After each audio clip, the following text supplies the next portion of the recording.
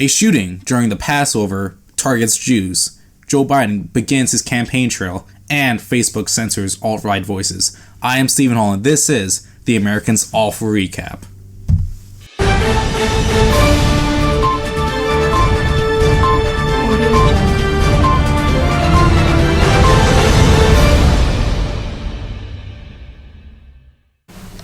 This weekend, on the last day of Passover, we had this terrorist attack in San Diego targeting Jews. After the shooter left, this terrorist left, I turn around to assess the situation. And I walk into the lobby and I see Lori laying on the floor unconscious. This is the most heart-wrenching sight I could have seen. I was frozen in time. I grabbed a prayer shawl, wrapped my arm, my fingers with it. That was just hanging, dangling, and bleeding all over the place. My congregation was gathered outside here. And I said, I got to do something. I got up on a chair right there, and I looked at our congregation, and I said, Am Yisrael Chai. We are a Jewish nation that will stand tall. We will not let anyone or anything take us down. We did have combat veterans, and thankfully, a lot of people did not die because of that. And there is talks in the Killer's Manifesto about Trump and about how much he hates Trump and how Trump is a sort of antagonist to the white race. President Trump had a rally and he talked a lot about the new law in Wisconsin that would punish doctors who don't preserve the life of the baby if it was born after an attempted abortion. The baby is born. The mother meets with the doctor. They take care of the baby. They wrap the baby beautifully. And then the doctor and the mother determine whether or not they will execute the baby. I don't think so. Incredible. No, it's incredible. A lot of people are saying that he's wrong. The reason why is because a lot of the kids that do get that have abnormalities. The bottom line is that these systems aren't always accurate, okay? There are plenty of examples throughout history of kids that said they may have some sort of disability and it turned out not being true, okay? Next, AOC is back in action. She talked a lot about how Trump is making illegal aliens by forcing them to be deported. And so that is the current status of our legal documented path. It is completely unjust. And so the whole legal system right now and the way that the president is choosing to administer and grind all of the agencies to a halt that process legal forms of immigration is forcing people into the shadows, and he is creating undocumented populations in the United States. And then they're being targeted and their rights are being violated. So that's what's actually going on. And so especially in this moment, first of all, I believe in human rights. I don't care. I don't care if you're documented. I don't care if you're undocumented. I don't care if you're out here. I don't care if you're in Rikers. I believe in your fundamental human rights. Fundamental human rights. No, what is making illegal aliens is the awful governments in Central America. When I went to Guatemala and El Salvador, I know about all of the awful living conditions that people went through, okay? And I don't see that it's the U.S. fault and how we should somehow carry this burden of protecting people who are not protected by their government. And finally, Joe Biden begins his campaign trail at Pennsylvania. Donald Trump is the only president who's decided not to represent the whole country. Everybody knows who Donald Trump is. And I believe and hope they know who we are. We have to let them know who we are. Joe Biden today holding his first official campaign rally, speaking in Pennsylvania, hitting Trump for lies and making a very targeted pitch on the economy, specifically aimed at the middle class. The country wasn't built by Wall Street bankers, CEOs, and hedge fund managers. It was built by you. The middle class is hurting. It's hurting now. It's well past time that the minimum wage nationally be a minimum of $15.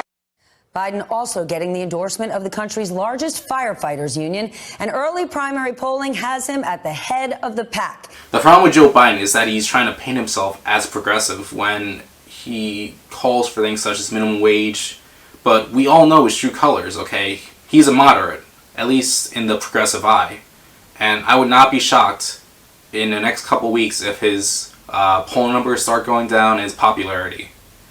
The definition of insanity is doing the same thing over and over again, expecting a different result. Okay, and Biden is repeating the Obama-esque campaign, expecting to win. It did not work for Hillary. Joe Biden is also increasing in the polls on Tuesday. Okay, there seems to be a lot of over-exaggeration about the fact that Biden will be the candidate for the Democratic Party. Okay, and let me just tell you that in 2016, we had Jeb Bush, okay? He had the name recognition. He had his brother, who was already the president. You know, he had the most potential chance of being the candidate, and he lost to Trump. Okay, there are plenty of examples throughout history of candidates who had the lead and then lost it. Okay, so I really don't think that Biden will end up beating Trump or even getting the candidacy, but he is still in the lead at the moment. About 36% of Democratic voters state that they wanted Joe to be their candidate. That still means, though, that 64% don't. They don't choose him as his first candidate. Okay, the vast majority of Biden voters are African Americans. Like I said before, the only way that Biden can dominate the black vote is if he gets Obama's endorsement, which at the moment seems like it's not going to be the case. And Biden is running on the fact that he can beat Trump. And I really don't think that that is true, to be honest. Okay, my opinion is that no one on the Democratic side at the moment can beat Trump. Okay, Biden has a lot of dirty secrets that will be revealed in the next coming weeks. Okay, and honestly, I really don't think that he has a chance. But anyway, Biden does start by attacking Trump's tax cuts. Time to start rewarding work over wealth. Just the first step is reverse President Trump's tax cut for the very wealthy and corporations. We need to eliminate these special tax credits from the tax code. Now, this is simply not true. The vast majority of tax cuts, about 50 to 60%, are paid by the rich. Okay, and he went on to say that, you know, the average voter got nothing with the tax cuts. Okay, and this is simply not accurate. We had plenty of tax cuts all throughout the United States, and the reason why Democratic states did not get any sort of tax cuts is because they did not receive the deductibles for being in a highly taxed state anymore. President Trump also met with Nancy Pelosi and Chuck Schumer on infrastructure spending. You know, this is an attempt to appeal to moderates in the country. He's trying to spend $2 trillion on this infrastructure policy. Good afternoon, everyone. We just had a very productive meeting with the President of the United States. We came to this meeting with an understanding that there's great need in our country for rebuilding our infrastructure, with a recognition that we stand at a pivotal place in terms of building infrastructure for the future. The bottom line is that we can't afford this, okay? We are $22 trillion in debt, okay? This is even more than our total national budget. We can't afford the amount of spending that we are doing. You know, the bottom line is that why should my state, New York, why should someone in New York pay for a road in Minnesota? Why can't we handle this through the states? On Wednesday, we have Robert Mueller. He's complaining about Bill Barr, the Attorney General, and how he wrote a summary about the reports weeks before its release. I've been saying this for countless weeks now, that no one cares about the Trump-Russia conspiracy, okay? CNN came out a couple weeks ago with a poll that stated that more than 50% of Americans simply don't want to continue the criminal proceedings. Okay, this should tell Democrats to give up the topic. Okay, you guys lost. Get over it. And, you know, there's an article by the Washington Post that came out to say that both Mueller and Barr spoke to each other after Mueller sent a message to Barr about the summary. You know, Mueller stated how media coverage of the investigation was misguided. You know, Mueller believes that there is a lot of embarrassing hidden material that Barr didn't cover in his summary, and they're just angry at each other for it. But who really cares at the end? A lot of Democrats are still saying that Barr went against the American people. You know, honestly, guys, like, the full report is out. You know, we have an election in about a year now. You know, I don't see why this is still a topic of discussion. Up next, we have this new Netflix movie that's coming out, The Knock Down the House.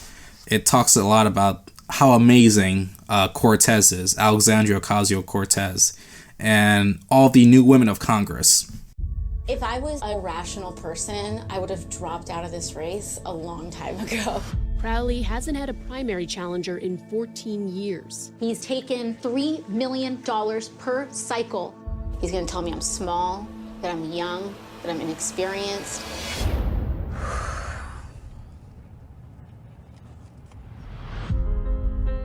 My mom cleaned houses growing up. I never really saw myself going into politics.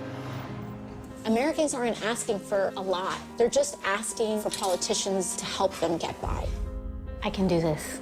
I know you can. Left wings, I was a broken thing. Had a voice, but I could not sing. We're doing something very controversial. People say, how dare you mount a challenge to someone who's so established? Now, it's important to say that none of these politicians have done anything noteworthy in the time that they were in office, okay? The only person who has done anything noteworthy is Cortez. And, you know, she had this Green New Deal, which, if you don't know what it is, we gotta kill all the farting cows, we have to put charging stations everywhere, and we need to remove all airplanes. You know, she's the only person who has done anything, and it's a bad thing, okay? And literally no Democrat wanted to even vote for this thing.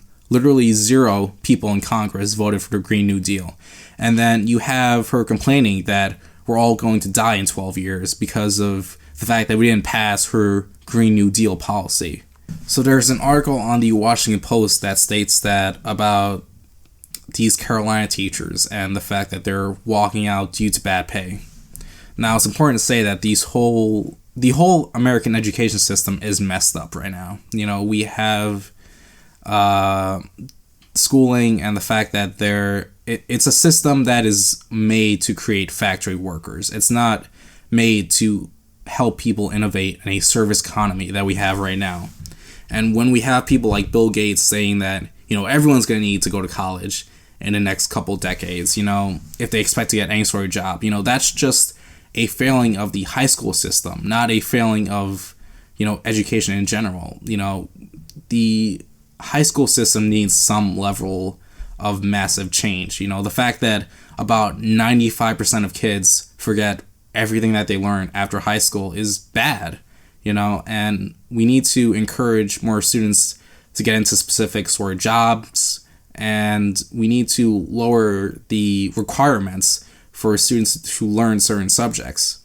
You know, we see constantly that these politicians are calling for changes in the education system, like, for example, Ted Cruz say that if he was going to get into office that he would remove Common Core, you know, but none of these politicians actually do anything when they do go into office. On Thursday, we had William Barr, who refused to comply with the testimony about the Mueller report. You know, there's now talks about impeaching Barr, you know, just how they love to impeach Trump, you know, saying that he has had a history of doing shady stuff, which is kind of odd.